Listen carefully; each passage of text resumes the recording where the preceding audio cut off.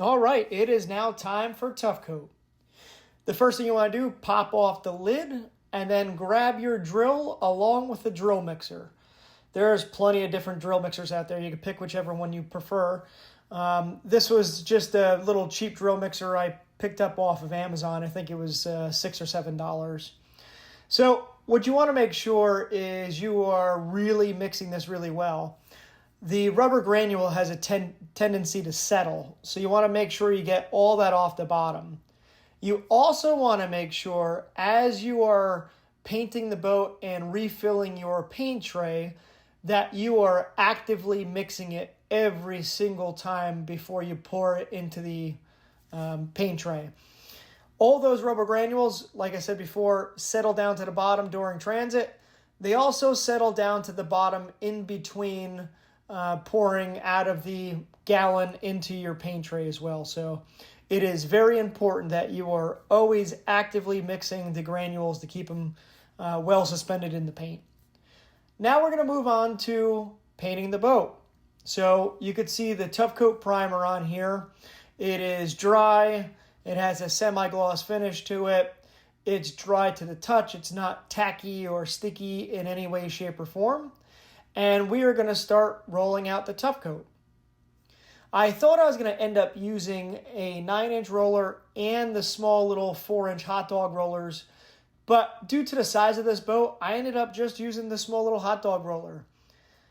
I've sped this up, obviously, just for time's sake, but even with the small roller, I still rolled this entire boat out in less than a half hour. So I am just going to work my way around the boat. I'm going to throw some music on here. There's not a whole lot to explain. All you folks have seen painting many times before. I am just going around. The first coat is on the lighter side, I would suggest, or I'd say. And then what I do is I let that dry, and then I'll come back and I'll do a heavier second coat. And that's when I'll get all my coverage that I like.